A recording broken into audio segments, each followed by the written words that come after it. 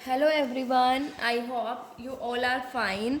आज हम 11th accountancy के अंदर जो हमारा चैप्टर नंबर 4 चल रहा है उसके अंदर हमने लास्ट वीडियो में पढ़ा था कि कैश बेसिस ऑफ अकाउंटिंग क्या होता है और छोटा छोटा हमने एक्रूअल बेसिस भी पढ़ा था। आज हम एक्रूअल बेसिस ऑफ अकाउंटिंग को डिटेल में स्टडी करेंगे। सो देखिए, एक्रूअल बेसिस ऑफ अकाउंटिंग क्या होता है। Under this basis incomes are recorded when they are earned और एक्रूड, ठीक है, irrespective of the fact whether cash is received और नॉट। देखिए, इस बेसिस में क्या होता है, इनकम्स को हम जब भी रिकॉर्ड कर लेते हैं जब वो अर्नड हो जाती है या एक्रूड हो जाती है। इस बात से कोई फर्क नहीं पड़ता कि कैश अभी रिसीव हुआ है या नहीं हुआ। जैसे ही वो अर्नड हो गई, एक्रूड हो गई, वैसे ही उन्हें रिकॉर्ड कर दी जाती है। जैसे सेल्स मेड ऑन क्रेडिट, भाई सेल उधार में की, ठीक है। कैश बेसिस में तो क्या होता था, जब पैसा मिलता था जब भी हम उसको क्या करते थे, रिकॉर्ड करते थे। लेकिन इसके अंदर चाहिए जैसे ही सेल की ना हमने उधार में की जाए वैसे ही हम उसको रिकॉर्ड कर लेंगे, ठीक है। तो वो हम उस पीरियड की टोटल सेल्स में इंक्लूड करेंगे। तो इनकम, ठीक है, अब सेल्स की तो इनकम हुई ना, पैसा आएगा, तो जैसे ही वो इनकम अर्नड हुई या एक्रूड हुई वैसे ही हम क्या करेंगे, उसको रिकॉर्ड कर लेंगे। ऐसे ही एक्सपेंसेस की बात की जाए तो expenses are recorded when they are incurred और become due and not when the cash is paid for them. Expenses को हम जब ही रिकॉर्ड कर लेंगे या तो जब वो दे दिए, ठीक है, इनकर्ड हो गए ना, मतलब ड्यू हो गए, ठीक है, या फिर ड्यू हो जाते हैं, उसी टाइम पे हम रिकॉर्ड कर लेंगे, चाहे हमने वो पे किया है चाहे हमने नहीं किया। भाई लैंडलॉर्ड को रेंट देना है, ठीक है, लेकिन हमने अभी तक पे नहीं किया, ड्यू हो गया, वो भाई देना है। देखो, हम उसकी जमीन यूज करें तो रेंट तो देना पड़ेगा, तो अभी पे नहीं किया है, लेकिन फिर भी हम उसे एक्सपेंस मानेंगे उस पीरियड का, क्योंकि वो ड्यू हो चुका है, ठीक है। भाई जिस पीरियड में वो ड्यू हुआ है ना, हम उसी में रिकॉर्ड करेंगे, ना कि जिसमें पे किया। मान लीजिए ड्यू तो इस साल में हो गया, पे अगले साल में कर रहे हैं, तो कैश बेसिस में तो क्या था भाई, जहाँ पे जब हमें कैश रिसीव होता था तब रिकॉर्ड करते थे, लेकिन ये है तो इस साल का, ठीक है, तो इसी साल हम रिकॉर्ड करेंगे जिस साल वो ड्यू हो जाता है। सो एक्रूअल बेसिस ऑफ अकाउंटिंग के अंदर इनकम्स तो हम जब रिकॉर्ड करेंगे जब वो अर्नड हो जाए या एक्रूड हो जाए, और ऐसे ही एक्सपेंसेस कब करेंगे, जब वो इनकर्ड हो जाए या ड्यू हो जाए, चाहे वो कैश में पेमेंट की है या नहीं की है, चाहे वो कैश में इनकम रिसीव हुई है या नहीं हुई है, उस चीज़ से कोई फर्क नहीं पड़ता।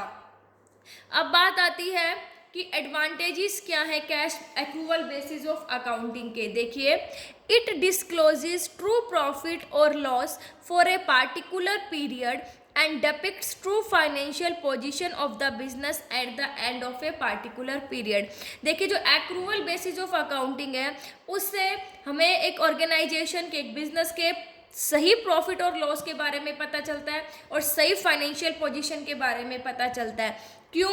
Because it takes into account all transactions relating to a particular period, क्योंकि ये उस पार्टिकुलर पीरियड से रिलेटेड सारी ट्रांजेक्शन्स को इन्वॉल्व करती है, चाहे वो कैश रिसीव हुआ या नहीं हुआ। देखो, रेंट इस साल का है तो इसी साल ड्यू हुआ है ना, तो इसी साल में हम रिकॉर्ड करेंगे, मतलब इस साल से एक अकाउंटिंग पीरियड से रिलेटेड सभी ट्रांजेक्शन्स को इन्वॉल्व किया जाता है, सभी एडजस्टमेंट को लेकर चलती है, चाहे वो आउटस्टैंडिंग एक्सपेंसेस हैं, प्रीपेड एक्सपेंसेस हैं, एक्रूड इनकम है, या फिर कोई इनकम एडवांस में रिसीव हुई है, तो सभी को इंक्लूड करते हैं ये। सो एक्रूअल बेसिस ऑफ अकाउंटिंग है वो एक बिजनेस की, ठीक है, सही प्रॉफिट और लॉस के बताती है और उसकी फाइनेंशियल पोजीशन जो बताती है वो भी एकदम फेयर होती है।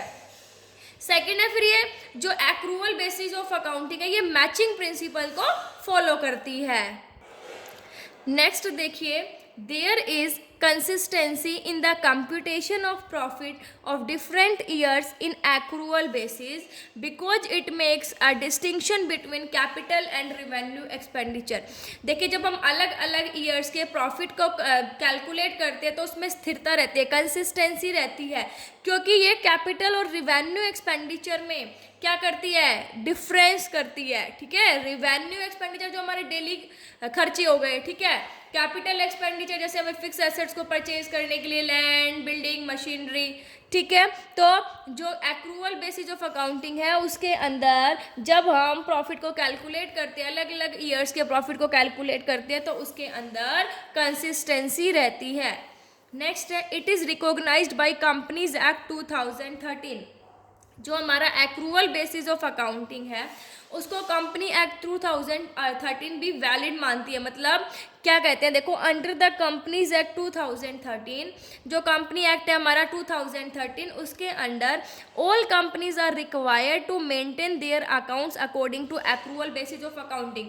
कैश बेसिस को तो कंपनी जो है एक्ट है वो रिकॉग्नाइज ही नहीं करता था, लेकिन एक्रूवल बेसिस को करता है। और ये क्या कहता है कि जितनी भी कंपनीज हैं वो अपने अकाउंट्स जो प्रिपेयर करेंगी वो एक्रूवल बेसिस के ऊपर करेंगी, क्योंकि एक्रूवल बेसिस के अंदर उसी अकाउंटिंग पीरियड से रिलेटेड सारी ट्रांजेक्शंस को भी लिया जाता है, और जो भी एडजस्टमेंट होती है आउटस्टैंडिंग एक्सपेंसेस की, प्रीपेड एक्सपेंसेस की, जो भी रिसीव्ड एडवांस में हुई है इनकम, सभी की एडजस्टमेंट को ये लेकर चलता है। इसलिए जो कंपनी एक्ट है 2013 वो इसे रिकॉग्नाइज करती है। सो कौन सा बेस अगर हम कहें कि कंपनी एक्ट रिकॉग्नाइज करती है तो कौन सा करती है, जो हमारा ये एक्रूवल बेसिस ऑफ अकाउंटिंग जो है। और हर कंपनी को एक्रूवल बेसिस ऑफ जो ये अकाउंटिंग है इसी के अकॉर्डिंग अपने जो अकाउंट्स हैं उनको मेंटेन करना पड़ता है, ठीक है।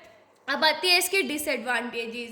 डिसएडवांटेजेस क्या है, it is not as simple as cash basis of accounting. ये कैश बेसिस जो है अकाउंटिंग का उसके जितना सिंपल नहीं है, क्योंकि उसमें तो क्या था, जब कैश रिसीव हुआ जब ही लिख दो, ठीक है, इनकम निकाली एक्सपेंस निकाले माइनस कर दिया दोनों को, उनके डिफरेंस क्या आ गया, प्रॉफिट और लॉस आ गया। लेकिन ये उतना सिंपल नहीं होता, इसके अंदर जो हमारी इनकम एक्रूड होती है और जो हमारी पेमेंट ड्यू होती है वो सारी हम उसके अंदर रिकॉर्ड करते हैं। नेक्स्ट है, it requires the use of estimates and personal judgement. इसके अंदर हमें एस्टिमेट्स लगाने पड़ते हैं, खुद के पर्सनल जजमेंट्स जो हैं वो करने पड़ते हैं, देखना पड़ता है इसके अंदर सारा, ठीक है। जैसे मान लीजिए भाई किससे पैसे लेने हैं तो ये भी देखना पड़ता है कहीं वो डूब तो नहीं जाएंगे, बैड डेट्स होने की कितनी संभावना है, तो सारी चीज़ों को एनालाइज करना होता है। सो ये था हमारा एक्रूवल बेसिस ऑफ अकाउंटिंग, उसके advantages and disadvantages. I hope आपको समझ आ गया होगा। Thank you, stay safe, stay home.